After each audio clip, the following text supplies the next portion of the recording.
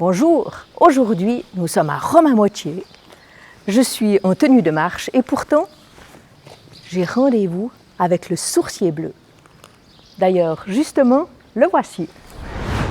Salut Alexandre. Salut Christine.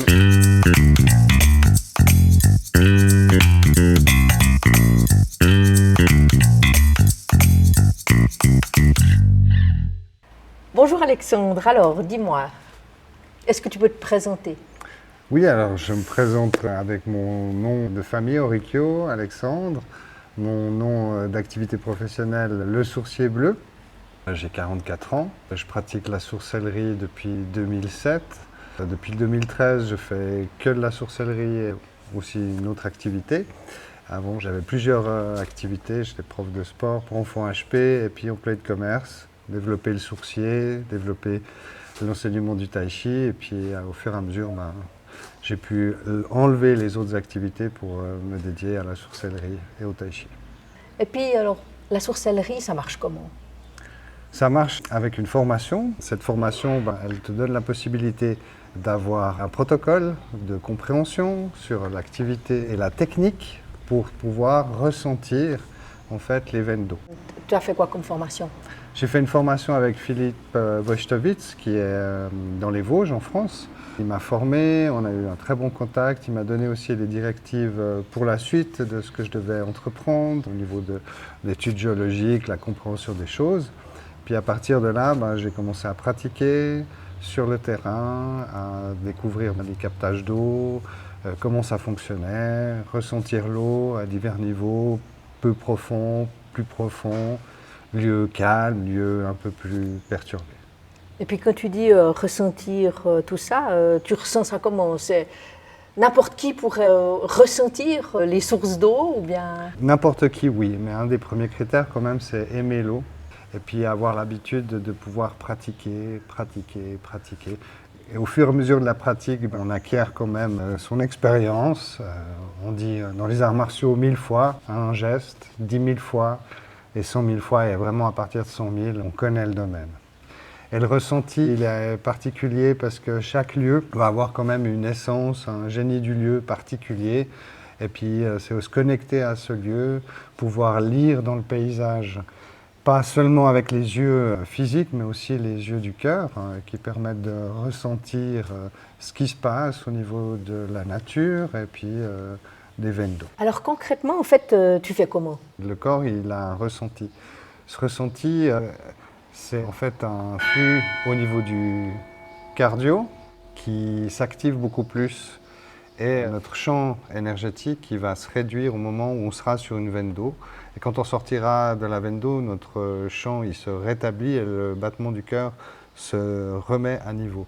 Il y a cette partie-là, il y a aussi le système tendineux articulaire qui va lâcher.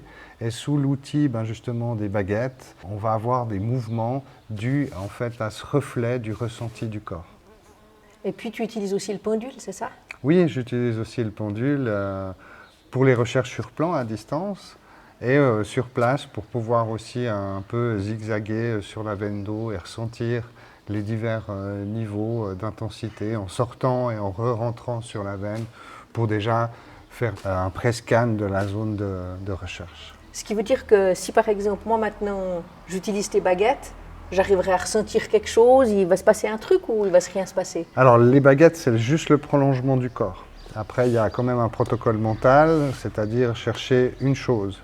Le bord de la veine d'eau, le centre de la veine d'eau, l'axe de la veine, le point idéal pour aller prospecter. Donc chaque fois, mettre une intention et ensuite lancer cette intention en faisant le vide au niveau du mental pour que le corps il fasse l'action sur le terrain. Après, le point commun, c'est qu'on est fait d'eau. On est à un maximum de 70-80% d'eau. Donc c'est un élément qui est dans notre propre nature. Et on a toujours recherché l'eau. C'est pour ça que tu demandais, est-ce que tout le monde peut faire ça ? Oui, tout le monde peut faire ça. Tout le monde peut prendre un arc et tirer avec l'arc. Mais c'est vraiment la transmission aussi d'un maître qui lui donne un sentiment, une technicité, une émotion, une énergie, pour ensuite de mettre à l'élève ses intentions et d'avoir une pratique qui se fait au fil du temps. Toi, tu m'as dit que tu avais fait donc, ta formation en France. Est-ce qu'il y en a en Suisse? Oui, il y en a en Suisse, Damien Eveco, qui est sourcier professionnel aussi, qui est dans le Valais, qui est fondateur de l'école géobiologie et sourcellerie suisse, dont il m'a demandé d'enseigner dans son école il y a quelques années. J'ai dit oui au bon moment où il me l'a demandé parce que je peux expliquer plus de choses au niveau de la technicité, grâce aussi à la compréhension de l'art de Tai Chi Chuan. Mais c'est aussi cette technicité qui peut se mettre en avant sur quelque chose de pratique que j'ai bien concrétisé et qui fonctionne sur le terrain. D'accord. Tu fais souvent un parallèle entre ce que tu vis avec tes baguettes et puis ton art martial, c'est ça? Oui. Alors, c'est quoi le lien entre les deux en fait? En fait, les deux, c'est l'énergétique et puis la technicité. C'est dans toute chose et tout art, ce qui fonctionne et qui marche, c'est quand il y a la réunion des deux. C'est-à-dire que le côté énergétique, l'intuition, le sensitif va rejoindre le côté technique, pratique, géologie, mouvements martiaux, technicité. Et ces deux vont vraiment donner quelque chose de plus exceptionnel et plus magique, on va dire, que simplement ça fonctionne, puis point barre. Souvent, les anciens reportages de sourciers, ça restait très ésotérique, mystique, sans avoir une compréhension du corps, parce qu'ils avaient un autre chemin de vie, c'était une autre époque. À l'heure actuelle, il y a beaucoup de pluralité dans les connaissances. Les connaissances sont en train de se remettre à jour, en tout cas en Occident, et nous permettent de dire que c'est pas simplement un effet de magie, puis ça marche, puis c'est tout. Non, il y a une technicité, il y a un corps, c'est comme écrire à la plume, il faut avoir un geste, et ce geste, il est arrondi, il est continu. Ben, c'est la même chose, on revient, c'est pas simplement écrire pour écrire, on va écrire puis donner un sentiment aussi à l'écriture. Puis concrètement, quand on t'appelle, c'est pourquoi? Alors on m'appelle avec une demande spécifique pour les infiltrations dans une maison, pour un captage en perte de débit, pour retrouver de l'eau, potentialiser un captage. Et à partir de là, je fais une recherche sur carte des veines d'eau. Je vais regarder aussi les cartes hydro, géo, qu'est-ce qui se passe, il y a un phénomène particulier dans la zone, des fois non, mais des fois oui. Il y a des phénomènes géologiques qui sont répertoriés, qui peuvent donner une indication, mais aussi sur les matériaux. Comme les matériaux là, on a de la molasse, donc ça on voit que c'est une réparation. Le matériau noble d'ici, c'est l'équilodermique valanginien autrive, qui est cette pierre jaune. Donc c'est la connaissance de ces matériaux sur le terrain qu'on peut avoir aussi à connaître. Et puis, qu'est-ce qui se passe pour quelqu'un qui a des sources d'eau sous sa maison? Ça a une répercussion sur le corps de la personne qui vit dessus ou bien? Oui, alors par exemple, si on parle d'une ancienne ferme, quand ils ont construit la ferme, ils ont fait le drainage, il faut la stabiliser correctement. Puis au fil du temps, ces informations disparaissent, il y a une obsolescence qui se fait. Et puis l'énergie de l'eau, par exemple, la circulation, elle ne se fait plus correctement comme elle devait se faire. Et l'eau va engendrer quelque chose qui est néfaste pour le corps, qui peut perturber la psyché ou le corps. Et on va dire que cette partie énergétique du ressenti fait qu'il y a des personnes qui sont très affectées et oppressées.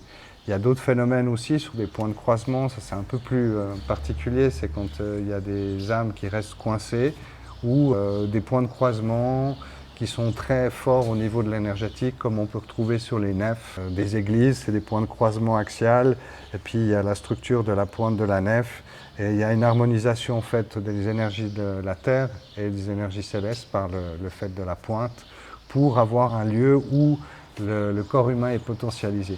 Mais quand on s'agit d'un lieu de vie et de repos, ça peut être très dévitalisant d'avoir les veines d'eau. Mais dans le sens, on peut avoir des veines d'eau sous sa maison, puis on ne sait rien. Tout à fait, il y a des gens qui ressentent rien. J'ai eu des couples où madame ne ressentait rien et monsieur était très dévitalisé. Des fois, c'était l'inverse. C'est en fonction de la nature propre de chacun. Mais on va dire que ça, c'est juste le fait de la veine d'eau. Après, il y a vraiment aussi ces points de croisement particuliers où il se passe des choses, où c'est pas seulement stabiliser la veine d'eau, c'est aussi faire circuler les âmes errantes, les douleurs, et tout ce qui est resté sur le site. Tu m'avais dit que tu utilisais des menhirs, c'était dans quel cas? Alors c'est dans le cas pour stabiliser justement ces veines d'eau sur les lieux de vie, les lieux de repos, et redonner une énergie à l'eau qui est beaucoup plus calme, tranquille, apaisante, plutôt qu'un flux très vivifiant qui va activer trop le cœur. En fait, avec les menhirs, je vais vraiment essayer de donner l'information de stabiliser l'énergie éthérique de l'eau. Et puis tu utilises quoi comme pierre? J'utilise de la pierre bleue qu'on a dans notre région, qui était apportée par les glaciers au niveau des systèmes morainiques.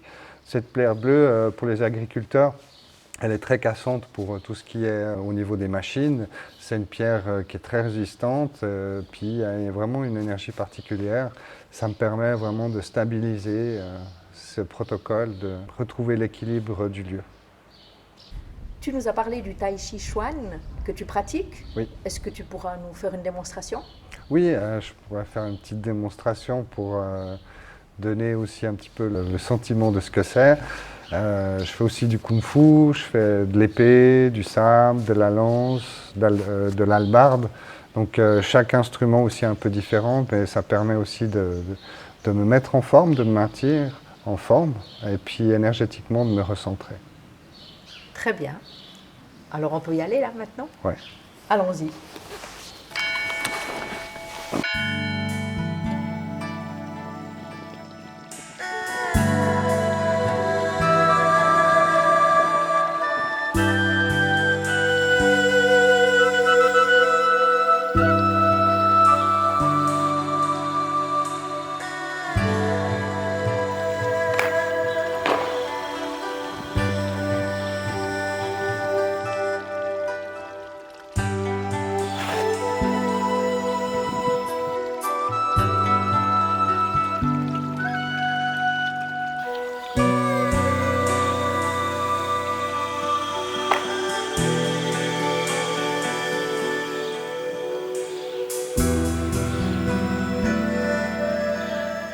Merci Alexandre. Est-ce que tu peux en quelques mots m'expliquer un peu ce que tu faisais ici? Oui, c'est le tai chi, il y a plusieurs styles. Ça, c'est un style qui est un peu plus martial. Moi, je pratique et j'enseigne le style yang. Je suis en train d'apprendre le style chen, c'est celui que vous avez vu, qui est beaucoup plus rond, où on voit à un moment donné le calme, la force qui ressort. Ça me permet de vraiment me recentrer, de me poser au niveau des jambes. Et aussi, c'est très similable à l'eau, dans le sens, il y a la rondeur, il y a le calme. Puis après, il y a tout cet aspect explosif que peut avoir aussi l'eau. Ça fait un petit peu un effet miroir en fait, entre l'eau et le mouvement que tu fais. Oui, parce que la nature est faite de mouvement. Les veines d'eau sont faites de mouvement, il y a divers styles de mouvement, divers styles de veines d'eau. D'autres qui vont être très rapides avec des fortes poussées, d'autres qui vont être lentes avec vraiment une poussée très douce. Puis chaque veine d'eau arrive différemment. Et, la compréhension du tai chi aussi, c'est en fait le tai chi, c'est comprendre par la pratique du tai chi les lois du Tao. Et les lois du Tao, c'est les lois universelles du monde. Comment il régit le monde.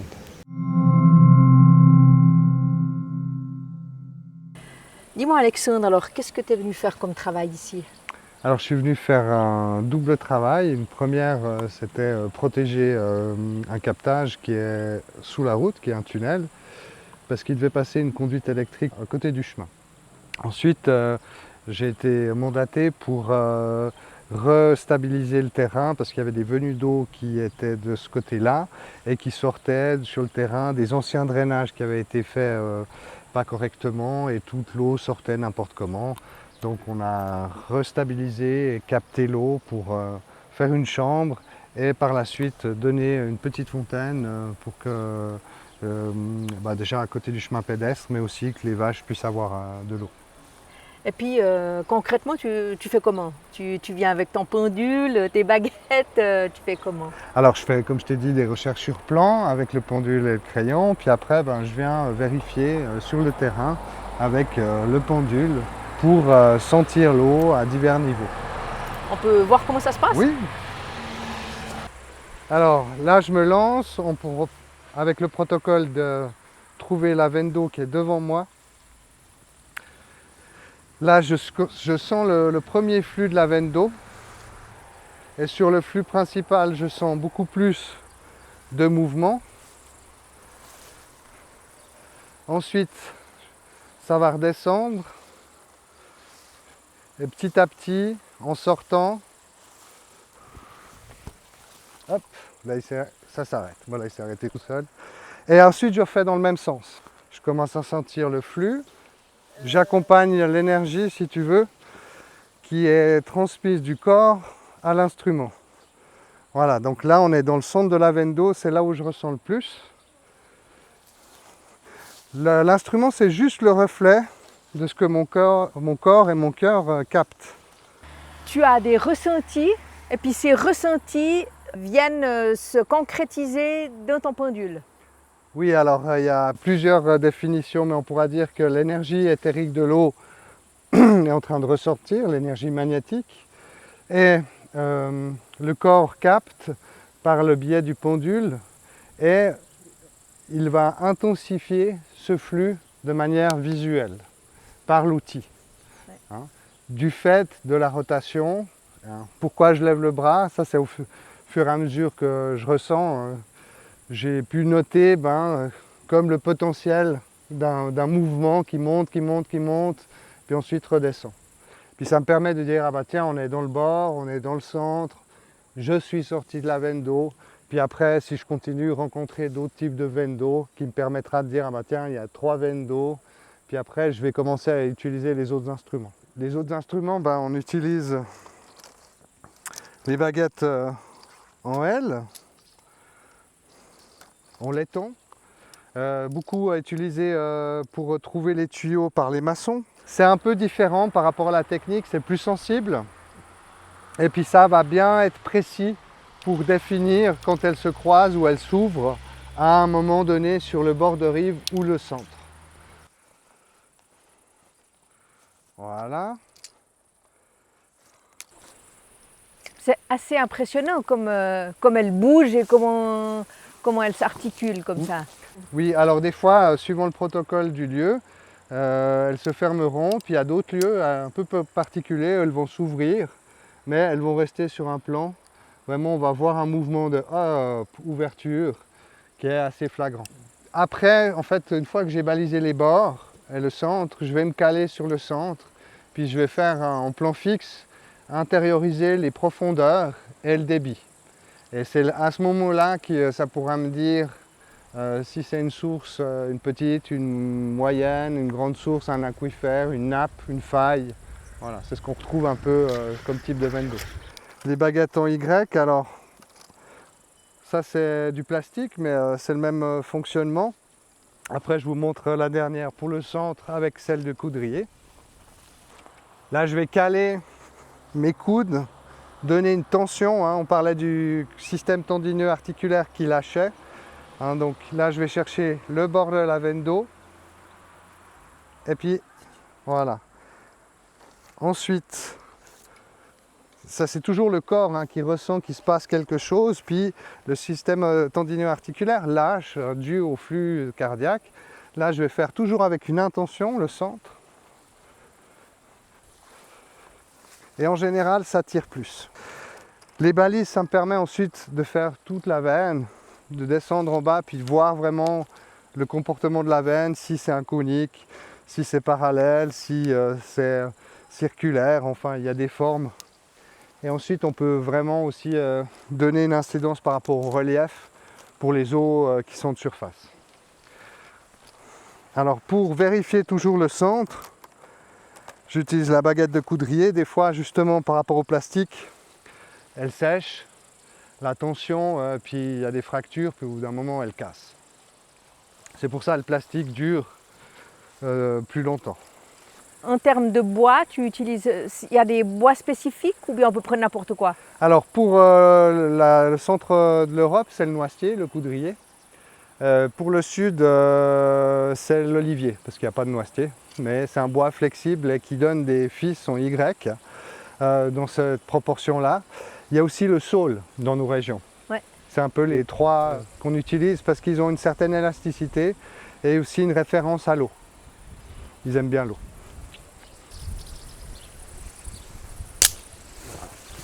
Oula! Comme je t'ai dit, voilà, ça casse. C'est pour ça que des fois j'ai une deuxième baguette en bois. Celle-là, elle a déjà 3 mois. Le bois, il est déjà sec. Puis surtout l'été, j'ai remarqué, elle dure moins longtemps dû en fait, à la chaleur. D'accord. Voilà, puis plus ou moins je fais un carré. Puis après, je me calerai dans ce point-là pour faire les estimations avec les baguettes Y, les baguettes en L et le pendule. Et puis, combien est-ce que ça coûte une de tes interventions? Alors, c'est un forfait, ça dépend le nombre de veines d'eau. Donc j'ai une partie de recherche avant et sur le terrain et après l'élaboration d'un rapport. Donc c'est 300 francs l'heure de sorcellerie, ce qui fait un budget entre 300 et 900 francs, voire 1000. Mais ça c'est vraiment au nombre de veines d'eau. Si là j'en ai fait une fois 5, ben voilà, ça me prend 5 fois plus de temps pour comprendre tout le niveau de la parcelle. Ici, ben, j'ai fait plus d'1 heure parce qu'il y avait 3 types de veines d'eau. Et après, il y a un autre forfait qui est 80 francs de l'heure, c'est quand je viens ouvrir avec le machiniste. Puis là, ben, je fais 10, 15, 20 heures. Puis après, je fais payer aussi ce qui est élaboration du rapport. Mais voilà, le premier expertise, c'est un forfait entre 300 et 900. Merci Alexandre pour ces belles explications, c'était passionnant. Et puis, je te souhaite pas bon vent, mais Bono. bonne eau. C'était Christine pour Caps TV. Voilà. Chez moi. Attention, pense à l'eau. Il n'y a rien qui se passe. Alors, il n'y a rien qui se passe chez moi. Regarde, tac. C'est vraiment le fait de tenir et le système lâche.